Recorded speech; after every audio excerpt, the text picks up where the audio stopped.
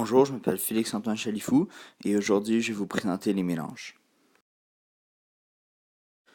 Je vais vous présenter trois thèmes principaux. Premièrement, les mélanges en général, ensuite les mélanges homogènes, puis les mélanges hétérogènes et finalement les solutions. En général, les mélanges, c'est quand on mélange plusieurs substances qui sont des liquides ou des solides ou même des gaz qu'on mélange ensemble. Il faut qu'il y en ait au moins deux, mais il peut aussi en avoir plus. On peut rediviser les mélanges, ça se fait, mais ça c'est au thème 32. Il y a deux types de mélanges, les mélanges homogènes et les mélanges hétérogènes. Il peut d'ailleurs y avoir des substances de toutes les phases dans les mélanges, c'est-à-dire liquides, solides ou gazeux. Les mélanges homogènes, c'est qu'on peut seulement voir une substance.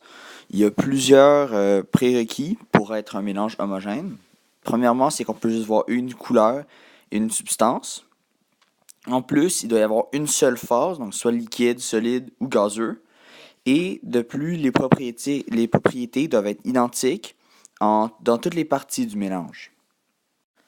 Les mélanges hétérogènes, c'est exactement le contraire. Pour être un mélange hétérogène, il faut avoir plusieurs substances visibles.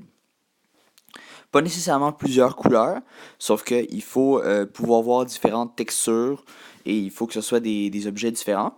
Ensuite, les substances sont réparties de manière non uniforme, ça veut dire qu'il n'y en a pas également à chaque endroit, ça varie.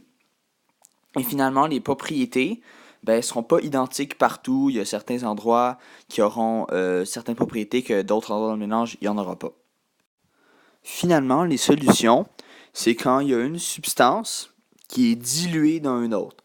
Par exemple, on peut prendre du sel et le mettre dans l'eau, et là, ils vont se diluer.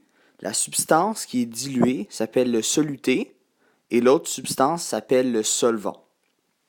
C'est toujours un mélange homogène, comme toutes les caractéristiques sont là. Et si on voit une partie du soluté, donc ce qui est dissous, ça veut dire qu'il est saturé. Et donc là, ce ne sera plus un bon mélange. C'est donc la fin du thème 31 sur les mélanges. Merci de m'avoir écouté et bonne étude.